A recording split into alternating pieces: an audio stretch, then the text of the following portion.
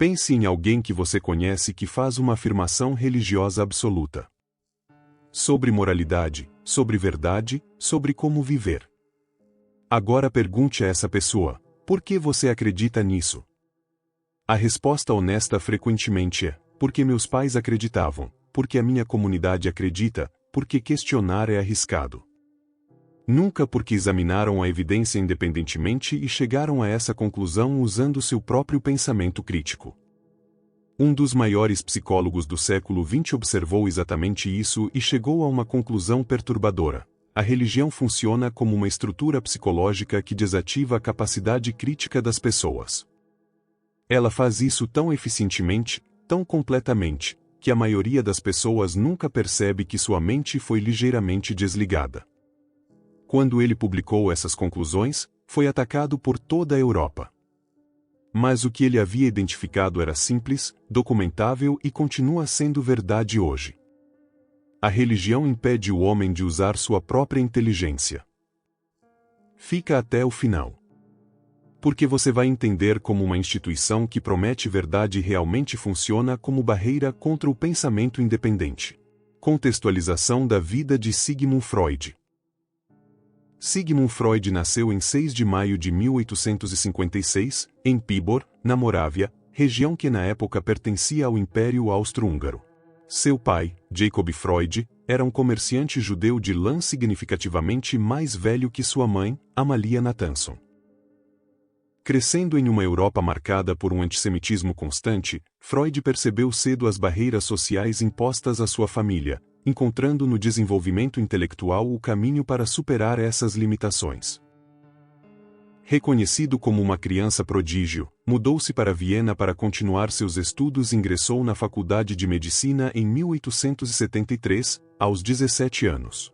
Embora a medicina fosse uma das poucas carreiras liberais abertas aos judeus na época, sua verdadeira paixão estava na pesquisa científica pura e na investigação minuciosa do sistema nervoso humano.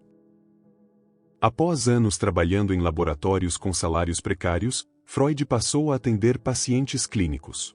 Ele começou a tratar pessoas que sofriam de distúrbios nervosos profundos que a medicina física tradicional da época não conseguia explicar, como paralisias e cegueiras sem qualquer lesão anatômica visível. Foi nesse cenário que ele desenvolveu o método da livre associação, permitindo que os pacientes falassem abertamente e sem julgamentos.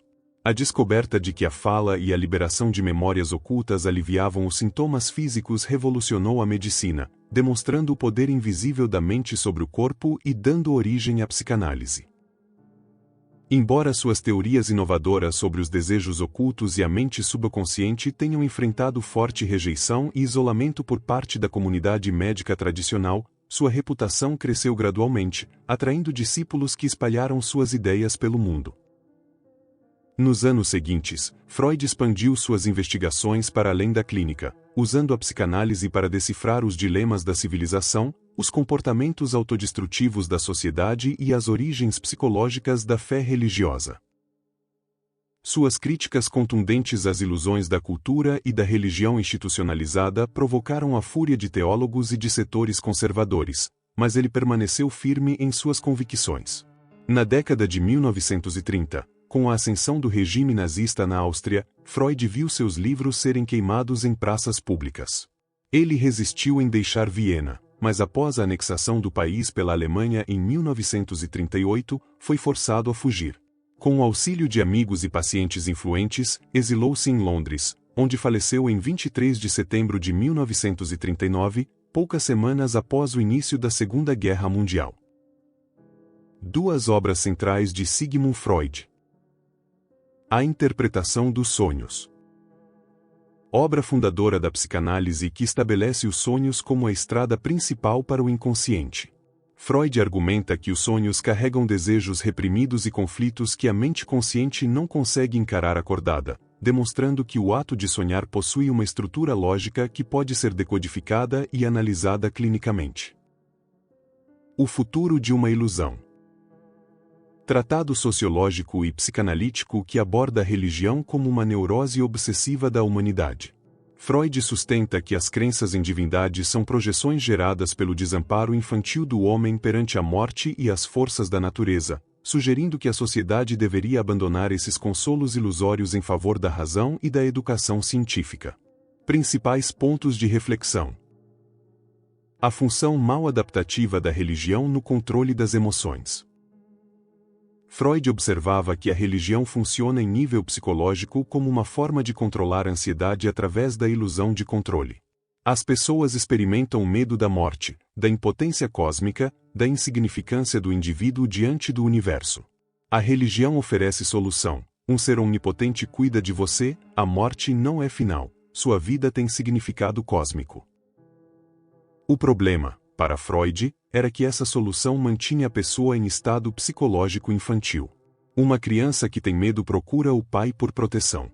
Um adulto que tem medo e procura Deus está usando o mesmo mecanismo psicológico, mas com uma ilusão no lugar de uma pessoa real. Para Freud, o adulto emocionalmente maduro seria aquele que enfrenta a ansiedade da existência através de razão e compreensão, não através de ilusão confortável. O papel da tradição hereditária na supressão do pensamento crítico. Uma das observações mais penetrantes de Freud era que a religião se propaga não através de investigação independente, mas através de transmissão hereditária. Você acredita no que seus pais acreditavam porque eles ensinaram você a acreditar, porque a comunidade acreditava, porque questionar era arriscado socialmente. Freud reconhecia que isso não era acidente. Era estrutura essencial. Se cada geração tivesse que investigar independentemente as alegações religiosas, usando somente razão e evidência, a maioria das pessoas as rejeitaria. A religião persiste porque treina as pessoas, desde a infância, a aceitar certos dogmas sem exame. Freud via isso como impedir o desenvolvimento de capacidade crítica. O complexo de Édipo e a relação entre autoridade parental e divina. Um dos conceitos centrais da teoria de Freud era o complexo de Édipo, a ideia de que toda criança passa por período de identificação com o pai, depois de separação dele, depois de integração dessa relação em estrutura psicológica permanente. Freud argumentava que a religião cristã, particularmente, replicava essa dinâmica. Deus é o Pai Supremo, onipotente, a quem você deve amar e temer, cuja vontade deve obedecer e diante de quem você é sempre criança. A dinâmica psicológica de relacionamento entre criança e pai é eternizada no relacionamento entre fiel e Deus. Para Freud, isso impedia que as pessoas crescessem psicologicamente para verdadeira maturidade e autonomia. 1 Coríntios 13 e a exigência de fé cega contra a evidência. A primeira carta de Paulo aos Coríntios, capítulo 13, versículo 11, diz: Quando eu era criança, falava como criança, pensava como criança, mas quando me tornei homem, pus de lado as coisas de criança. Mas o versículo anterior afirma que a fé, esperança e caridade são as virtudes supremas, com a fé sendo a fundação. Para Freud, havia contradição fundamental aqui. A Bíblia pedia crescimento e maturidade. Mas também pedia que a pessoa mantivesse fé infantil, acreditasse em coisas sem evidência, confiasse em autoridade paternal absoluta. Freud argumentava que a religião cristã pedia que a pessoa deixasse de lado capacidade crítica enquanto crescia, que aceitasse dogma enquanto desenvolvesse outras capacidades. Isso era travamento do desenvolvimento psicológico. O superego religioso e a repressão de impulsos naturais. Freud desenvolveu o conceito de superego, a parte da psique que internaliza regras sociais e morais aprendidas na infância. O superego reprime nossos impulsos naturais para nos manter sob controle. A religião, para Freud, cria um superego particularmente severo. Além das regras normais da sociedade, adiciona regras sobre pensamento, não apenas comportamento. Você não deve apenas abster-se de assassinato, você não deve nem mesmo pensar em coisas más. Você não deve questionar. Você não deve duvidar. Freud observava que isso levava frequentemente a sintomas neuróticos, pessoas paralisadas por culpa excessiva, incapazes de viver com alegria natural. A ausência de prova e o requisito positivo para a credulidade. Diferente de ciência, que trabalha avançando hipóteses que podem ser testadas e refutadas, religião opera requerendo crença diante de falta de evidência. Mais que isso, Como Freud observava, a ausência de evidência é frequentemente oferecida como razão para acreditar ainda mais fortemente. Para Freud, isso era distintivo psicológico de processo ilusório. Uma crença genuína baseada em evidência fica mais forte quando se recebem mais evidências. Uma crença baseada em ilusão de desejar fica mais forte quando a evidência está ausente, porque a ausência pode ser interpretada como oculto significado divino. Freud via nisso um mecanismo psicológico de proteção que tornava a religião especialmente resistente à crítica racional. Mateus 18 e a infantilização como recomendação teológica. O Evangelho de Mateus, capítulo 18, contém a instrução de Jesus: a menos que se tornem como crianças, não entrarão no reino dos céus. Para Freud, essa era a admissão mais honesta que a religião poderia fazer sobre o que ela estava fazendo. Se uma instituição secular pedisse que adultos suprimissem capacidade crítica e mantivessem mentalidade infantil dependente, seria condenada como abusiva. Mas porque a religião oferece a infantilização como caminho para a salvação eterna, é celebrada como virtude espiritual. Freud argumentava que era precisamente o contrário, era dano psicológico sacralizado. O mecanismo de defesa da projeção e a criação de Deus na imagem humana. Freud desenvolveu o conceito de projeção psicológica, onde a pessoa atribui a outro seus próprios pensamentos, sentimentos ou motivações. Argumentava que religião funcionava como projeção coletiva em escala massiva. Os seres humanos têm impulsos agressivos, sexuais, narcisistas. Sentem-se desamparados e desprotegidos. Querem ser salvos. Querem importância cósmica. Em vez de integrar esses desejos e impulsos na estrutura psicológica madura, a religião oferece alternativa: projetar todos os desejos idealizados em ser supremo chamado Deus. Deus é todo-poderoso, então você tem poder através dele. Deus se importa com você, então você não está sozinho. Deus tem plano, então sua vida tem significado. Mas, para Freud, era você criando Deus para servir suas necessidades psicológicas não resolvidas, não Deus criando você. A culpa religiosa como instrumento de controle social perpetuado. Freud observava que sistemas religiosos frequentemente funcionavam através de geração e manutenção de culpa. O conceito de pecado original significa que toda pessoa nasce culpada. A única forma de absolvição é através da instituição religiosa. Isso criava dependência permanente e psicológica. Você nunca poderia estar completamente seguro de que era bom. Sempre havia culpa residual, sempre havia necessidade de confissão, sempre havia instituição religiosa que podia oferecer absolvição ou retê-la. Para Freud, isso era mecanismo de controle particularmente eficaz porque operava no nível psicológico inconsciente.